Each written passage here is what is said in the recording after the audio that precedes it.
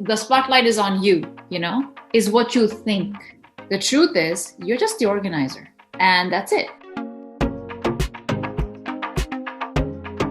You will feel this mostly at events where you are supposed to do something, or you are like event organizer, or maybe if you're throwing up a party, you are voluntarily helping out. Our minds usually focus on the negative.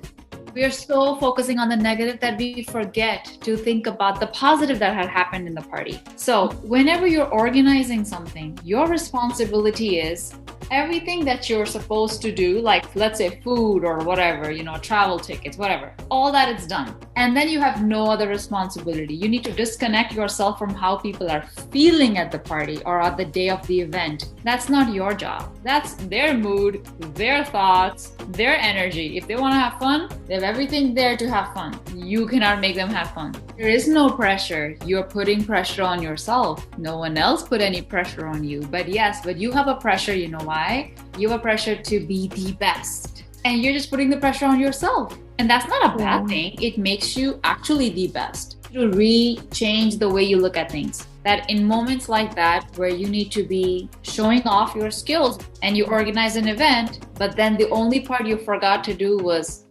give yourself a round of applause for doing the whole thing. That's the part you forget. Other people will tell you, wow, it's a great party, but you're like, oh, thank you. Like, you don't even believe it. The center of attraction, you're the organizer, everyone loved it. The bride-to-be loved it. The guest loved it. They even give you compliments, right? But in the end, you just don't know how to take it in. You just don't know how to say, oh, thanks, I am awesome. And what happens is you're just in your head ruminating about things, overthinking. When you go into overthinking, you're not enjoying the moment. In fact, were you supposed to chill and enjoy because now the part is done, you're still thinking. And that makes your energy go down and it drains your energy.